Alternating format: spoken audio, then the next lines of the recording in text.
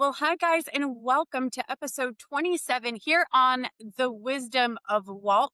You'll notice I'm missing somebody, and that's because our very own Dr. Disneyland, Jeffrey Barnes, is flying across the country to bring a little bit of Disney leadership magic all the way to our friends in Tuscaloosa, Alabama. So it's just going to be me for this episode, but it's going to be a wonderful. Wait a minute. Wait, hang on. I'm coming. God. Here I am. Sorry, I'm late. First day of class. Oh my gosh. And whose glasses are you wearing? Those are mine. Well, they were yours, but now they're mine. How do you like them? Okay, I'm not going to lie. They actually look really cute. Well, thank you. I think you're trying to look like me, though. Yes. Do we match? I like it. What happens if the one person has the looks and the brains? That's you. Well, yeah, I definitely don't have the brains, but you know. But he sure can make a mean loaf of sourdough bread. Yes, I'm a great cameraman, too. That is true. That is true. The man behind the scenes. Yes. No, it's great to have you, babe. I'm so glad you're here. Well, thank you. This is actually my second episode, but Yeah. we are on episode 27 of the 27. podcast. Can you believe that? I can't believe, in fact, we recorded our very first episode way back in January. And if we're on episode 27, that means we are now officially in August. And if you can tell by the looks of behind me, that means we're Back getting to ready school? for back to school. Wow. Or actually for you, back to work, right? Yeah, back to work. Well, your other job. I know, one of many. So shout out real quick to all of our educators, all of our faculty, educational leaders out there, our admin. Round of applause to you guys, because we know a lot of you are back to work this week and hustling, doing a lot like what the cameraman does, putting in the hours and the sweat and the passion behind the scenes to get ready for when we go live on Monday with our students. Yeah. And can you believe, I mean, look at this. This is just part of the classroom that Kristin has designed and I helped with, but yeah, what a great classroom and a great environment to set the kids up to learn, right? And I appreciate that. And I could not, like most things in my life, I could not do it with my right-hand man, my best friend and partner, Eric. I am on your right side, too. You actually are. That Right. works. Okay, good stuff. It's so funny. A lot of times on social media, you'll see memes and people, being sarcastic about having to make another summer trip or weekend trip with your ladder and your drill and your glue gun. And well, speaking of summer trips, we just got back from the last summer trip for right before going back to work for you. Where was that at? Yeah, it was bittersweet. Yeah. We got to take a lovely trip to Duck Creek, Utah. Yeah, Duck Creek. With just David. And it was so needed on so many levels. First of all, it's hotter than heck here. It literally was 120 degrees for much of last week. Yeah. And you know me, I complain about the summer heat all the time. It seems like it gets hotter every year, but I don't really think it does. I think it's just... No, it's on record that you just said it gets hotter every year. So we should move, right? Yeah, it gets hotter every year. And for some reason, I think it's because we've just been so busy doing our second passion, which is being here with you guys and the wisdom of Walt and making sure we get Walt's leadership lessons in as many hands as possible. This summer flew by. Right. And so it was a bittersweet trip. Yes, we were excited to go and escape the heat and have some really good quality time together, but it also meant something was coming to a close. But what happened on that trip was not scripted. Yeah. And it was beautiful. And you wrote about it on Mondays on Main Street. I did. Talk about some of that? Yeah. A couple weeks ago, I got to feature my daughter actually in my Mondays on Main Street article. And this week, I got to feature my son, David. And for those of you that are just joining us, my name's Kristin Reinbold. And aside from doing this, Eric Reinbold, too, the husband. Yeah. Aside from doing this, wholeheartedly, I also teach all year long. And I have two beautiful children, and we have some stepchildren here as well with our blended family. But my son, David, is 15 and he has autism, and he's had autism since he was about 3 years old. Well, his whole life, actually. Actually, he was born with it. He was born. Yeah. He didn't just stumble into it. I just got it at 3 years old. I caught the autism. And now I can't get rid of it. Can't get rid of it. I know. It's a lot like kids. I even try. Getting precious family moments where he's engaged with us and doesn't want to be in front of the screen, those moments are rare and few and far between. And I think a lot of parents can say that about their teenage boys, especially. So what was really unique is that we got to escape to the mountains. We had a beautiful view off of our balcony overlooking the Duck Creek Village. And we saw so much wildlife and birds, which we love to feed, which were amazing. But we saw stellar jays and Clark's Nutcracker. So we fed them peanuts and it was so fun. And the chipmunks. The chipmunks were eating out of our hands and your feet. Yes. It was kind of weird. That's where it started. Really. It started on your feet. They crawled on your feet. I'm pretty sure you can make money on the side with that, but that's another podcast. Yeah. But we brought all these board games with us. And at home, we try to get David engaged and to play family game night. And he just is like, I don't want to. But what was really cool is that all on his own, right before bed, before we started a fire, David wanted to play Scrabble. And I was like, hold the phone. I ran off on the balcony and I was like, Eric, he wants to play Scrabble. Come inside. We got to play very Scrabble rare for him right to say now. something. And what was really neat is that was actually the night of my birthday. Yeah. And I got really emotional because for me, that was one of the biggest, most precious gifts I could have received was just quality time with my son who's growing right before my eyes. Right. And a lot of days I feel like I'm losing him. And so for him to want to spend that time with us was great. Yeah. And of course, things don't go according to plan. Right. Well, when you're playing Scrabble, it's fun. But when you're playing Scrabble with a 15-year-old teenage boy that has autism, that's a different story. It sure is. And before we knew it, David was making up his own words. Yes. And I could tell, I think you were getting frustrated at first because you're a rule follower, right? You're a supervisor at your job. It's like you can't make up your own rules. Anything There's SOPs to follow. Oh my God. Not on the cabin. Yes. Not in the summer. Not on my birthday. Yes, always. So David starts making up his own words that had nothing to do with any of the words on the board, right? You're supposed to connect and make bigger words. He was just making his own words on his own. Yeah, one of the words were, Sam's. Okay, what did you first think of when you saw Sam Sui? What was the first thing? I thought like an Asian meal or something, Like sushi. I thought it was like a type of sushi. Right. And his dad is really into sushi and Japanese culture and anime. So you never know what he's thinking, right? Yeah. So I said, David, what is Samsung? It's like a little TV. Like, what do you mean a little, like Samsung, big TV, Samsui, little bitty TV? It was the cutest thing. Yeah. Well, and I think that right there just shows you the colorful nature and the beauty of autism. Like, and everyone on the spectrum is so incredibly different, just like people that are not on the spectrum. So to get a moment to take a glimpse into how his brain works was such a gift. And then the game continued. And he starts the next word giggling like a little schoolgirl. Yes. And I'm like, oh God, what do we have up our sleeves now? And he turns his tile board around and shows us. And I got a great Polaroid shot of it, if you will. And a video. Yeah.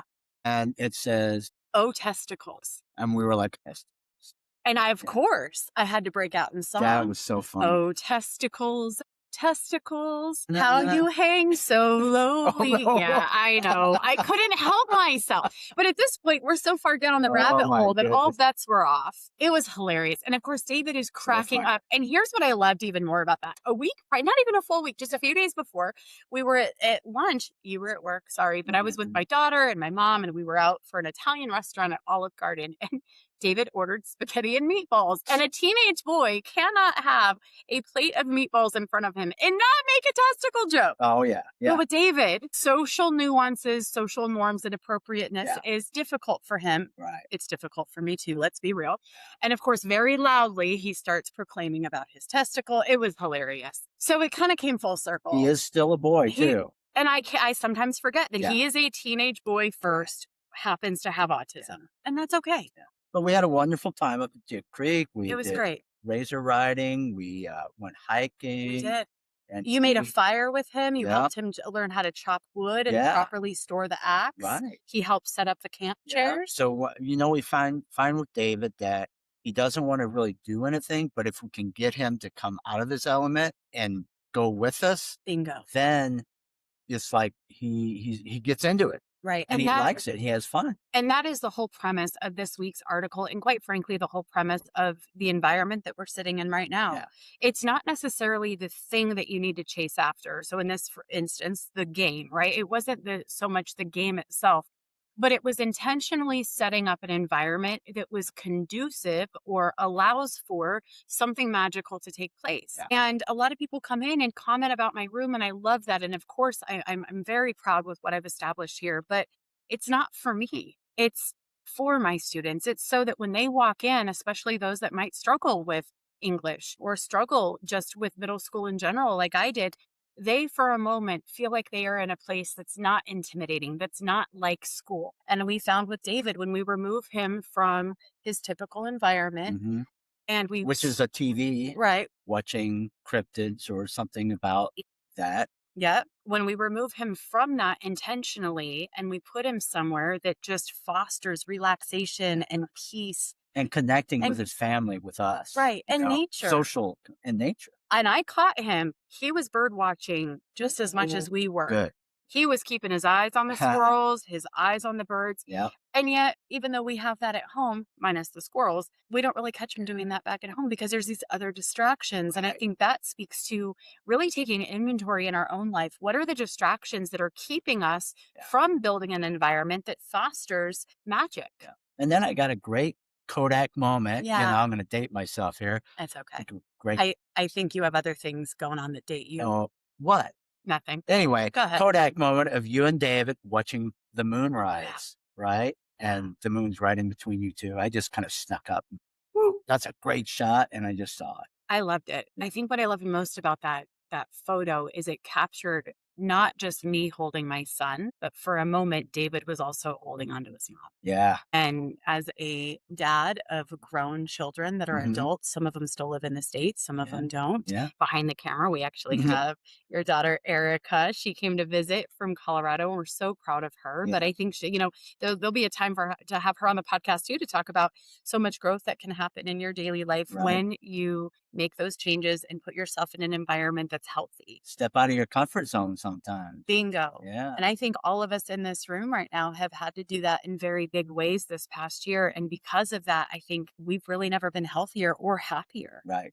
And that's really the heart that we want, the heart of everything that we're providing for our listeners and our fans is wherever your life has brought you, you don't have to stay there. It's not just a magical wish upon a star and it falls in your lap. Yeah, you have to do the daily work and investment, but change is possible and magic is out there. Yeah. And let's take it back to Jeff's article. Even though he's not with us. You want to talk about Jeff article? Yeah, I'll let you take the lead on this. Well, he was just talking about, how Walt Disney really set an environment for, it wasn't just about entertainment, but it's about history. It's about just learning, from that environment. So he created an environment set up to learn, which is kind of like what you did here, and I think he mentioned the word that was it Walt that used it, edutainer, right? Edutainer, and that's what we are. Yeah. Well, good teachers are. Yeah. And I think about, when he did the animatronics for Abraham Lincoln, one of his favorite presidents, right? Walt's favorite presidents. And now you see Walt in there, and there's a lot of storytelling. Yes. And I mean, teachers are really storytellers. Yeah. And so I love Jeff's article. It was really fitting for back to school. Here we are in Kristin Reinbold's classroom in her school. And so welcome back. I want to take it back to something that Jeff has said, quite regularly. A lot of people look at Disney or Disneyland or Disney World as an escape. And Disney adults are often kind of made fun of for that. Like, oh, they must have some sort of trauma and they're just trying to escape real life, or they, quote, never grow up. I love the chime of the clock. I love it. We gotta wrap this up. That's actually off. Okay. That's off. But that's okay. It's pretty anyway. Yes. Well, antiques, you can relate. Sometimes things don't work like they used to. Whatever. But he'll say, well, some people look at Disney as an escape. He started to see it as an example of leadership, an example of creative storytelling, an example of what happens when you take risks and you pour into your team and you provide leadership in a way that maybe no one else is doing. You're ending up with a product that nobody else has. And I can't really think of a better teacher, leader, really, and mastermind than Walt Disney himself. Yeah. Yeah. So I was just thinking, though, were you being serious about some things don't work like they used to? Are you just being funny, or is it? I can't hear you. We're having static difficulty. I'm going through a tunnel right now. Well, we thank you guys so much again for joining us here for another week, 27 weeks now together. And another huge shout out, number one, to Jeff Barnes as he's making his way across the country to spread a little bit of this magic to our educators on the East Coast. We've already made huge changes with our friends in Kansas, with the Kansas Leads. They've taken the wisdom of Walt and completely radically changed their school district. And that's really what we want to do all across. Completely get them off on the right foot. Absolutely. And show them that with just a little bit of magic and imagination, you can truly have the happiest campus on earth. Yeah. All right, friends. And a big shout out, lastly, to our educators one more time. It's going to be a great year. Remember, you are changing lives every single day that you show up for your students. And we can't thank you enough for that. And if anybody out there wants to, interested in hearing what Jeff Barnes has to say and help educators in your area, we'd love to talk. Yeah, go to wisdomofwalt.com, right? That's and it. You'll have all the information there. You got it. We sure do. Reach out. We'd love to chat with you and see how we can come alongside you, collaborate and partner with you, your school district, your team, or your campus. Yeah. All right. We'll see you real soon. Bye, y'all.